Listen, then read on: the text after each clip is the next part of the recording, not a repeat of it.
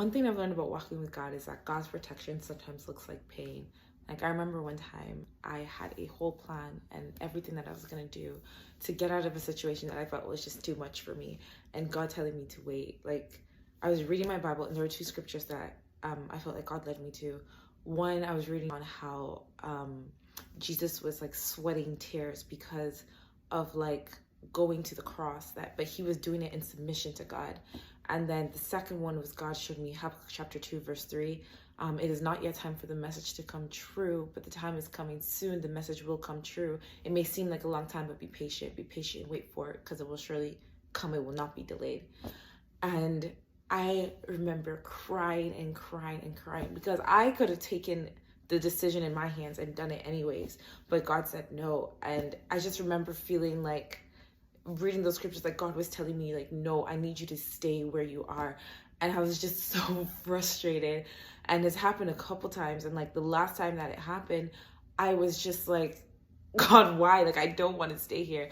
But looking back now, I'm like, I'm so happy I was obedient. Like, thank you for protecting me from myself and from the decisions I would have made by myself. Like, God, you're so faithful.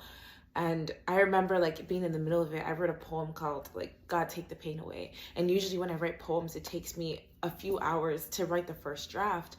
And that one I wrote in 15 minutes. And it's one of my longer poems. And it's just because it was like raw pain. It was like, God, take the pain away. But in one of my most recent poems, I was writing about, what is it? I begged you to take the pain away, but you told me to be patient.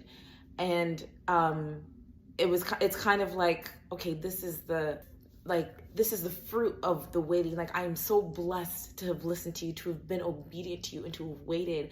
And looking back, it was really God's protection. And God's protection sometimes looks like pain, but he's really just looking out for us. Like, at the end of the day, like, God knows what he's doing. He's Alpha and Omega. He sees the beginning from the end. So he knows what we're doing, so we can rest in him and trust in him. Even though we have the plan to get ourselves to the next destination, we have the plan to take us where we think we want to go. But at the end of the day, God has the final plan. God has the final say. And God knows what he's doing. Like, let's listen to him and be obedient to what he's saying and what he's doing in and through us.